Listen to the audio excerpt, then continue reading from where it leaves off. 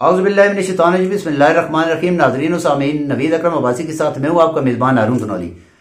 Supreme court के बड़े फैसले के बाद मुल्क जो है सियासी तनाव का शिकार था, उससे खलासी हुई। उसके साथ साथ खान साहब ने जेल बारो तारीख जो है वो भी वापस ले ली। काफ़ी तादाद में जो कारकुनान हैं उनको जेलों से रिहा कर दिया गया। इसके साथ आज एबटाबाद समेत मुल्क के दीगर शहरों में वीडियो लिंक के जरिए खान साहब अपने कारकुनान से खिताब करेंगे, जिसमें एबटाबाद में भी तैयारियां जारी हैं। क़यादत से राब्ता हुआ है। उनका ये कहना था कि इंशाअल्लाह जी हम तैयार हैं, खान साहब जैसा हुक्म देंगे हम आज जो खिताब करेंगे उसके बाद अगला लाएअमल तय किया जाएगा। नवीद साहब क्या समझते हैं सियासी तौर पर, क्योंकि खान साहब जिस वक्त सीट से वज़ीर आज़म हाउस से निकले उसके बाद फिर एक तनाव चल रहा था जो आज तक था। आज जो क्योंकि खान साहब का उसके बाद में समझता हूँ पहला जो खिताब है जो मुल्क के अंदर वीडियो लिंक के जरिए बैक वक्त 12 से 13 शहरों में हो रहा है। जी नवाज साहब, जिस तरह था काफी अरसे से एक मुल्क के अंदर अफरा तफरी की कैफियत थी। ना तो फैसले पार्लियामेंट में हो रहे थे, ना दूसरे अदारे कर रहे थे। फिर जिस तरह एक बड़ा फैसला आया गया, सुप्रीम कोर्ट ने भी उसमें इंटरवीन किया, इलेक्शन कमीशन को भी कहा है, सदर पाकिस्तान ने भी कहा है कि जी इलेक्शन की तरफ जाएं, असेंबलियां टूटी हुई हैं, मुल्क का माहौल जो है वो महंगाई की तरफ बहुत ज्यादा महंगाई भी थी, लोग तंग आए हुए थे।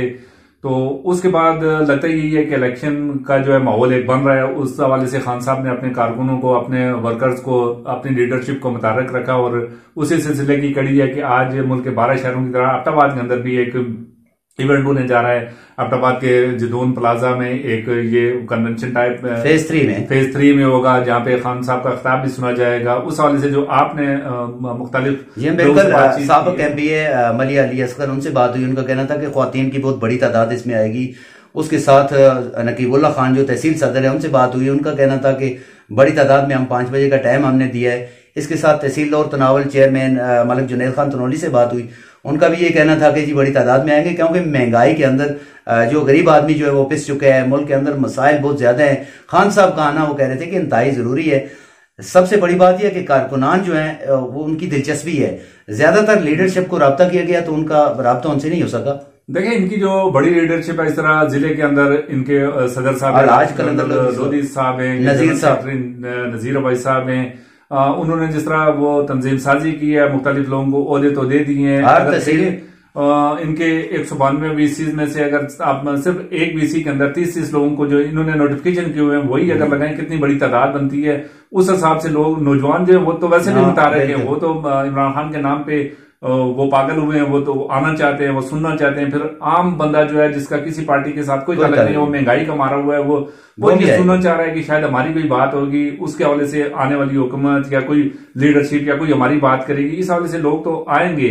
जिस तरह आपने बात कर दी है कि नौजवान मुतारक है और बड़ी लीडरशिप को भी उस हवाले से अगर लोगों को निकालना होगा तो ये इनकी एक तरह की इलेक्शन कैंपेन जो ये स्टार्ट हो जाएगी यहाँ से। शुक्रिया जी।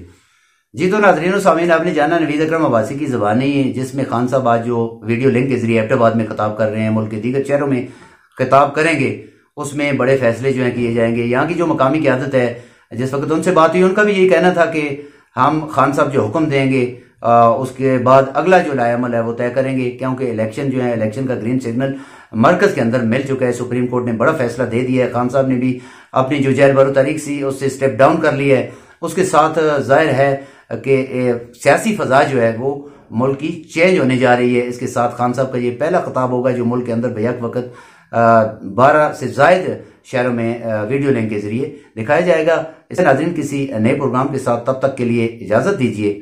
अल्लाह हाफिज।